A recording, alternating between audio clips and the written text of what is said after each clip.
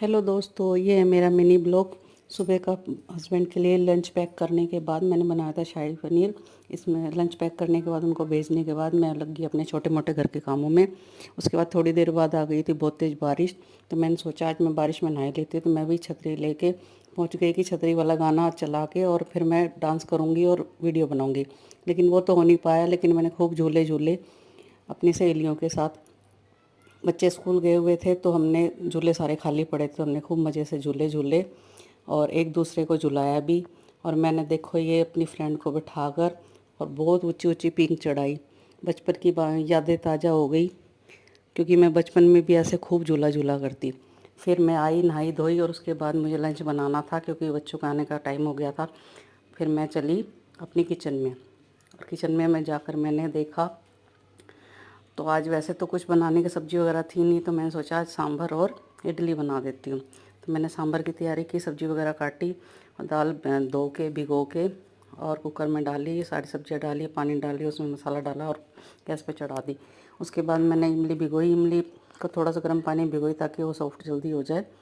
और फिर मैंने मैश करके अच्छे से उसका पल्प निकाल लिया छलनी में से, और उसके बाद अच्छे से इसको दबा दबा के मैंने छलनी में से इसका पल्प निकाल लिया सारा का सारा।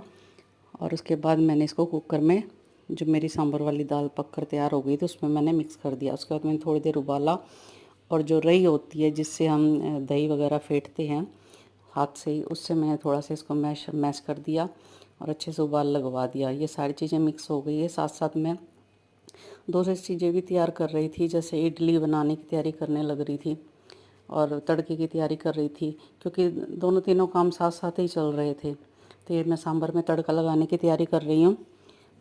इसमें मैंने सारे बेसिक सी चीज़ें डाला, सांभर मसाला, जीरा वगैरह, लाल मिर्च, और ये इडली का बैटर।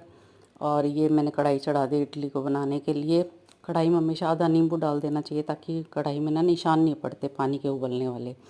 तो मैं हमेशा ऐसे ही करती हूँ। और मैंने फिर इसमें सांचे में तेल लगाकर और इडली का बैटर डालकर इडली बनने के लिए रख दी। मेरे पास ना 7 प्लेट का के दो, मतलब 7 इडली के 2 प्लेट है, तो एक बार में मेरी 14 इडलियाँ तैयार हो जाती है।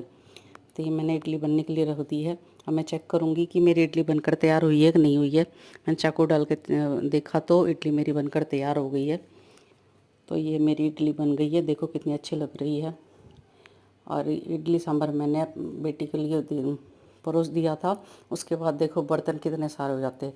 कुछ भी डिश बनाए, कुछ भी हम खाना अगर अलग से बनाना चाहे तो उसका बर्तनों का ढेर लग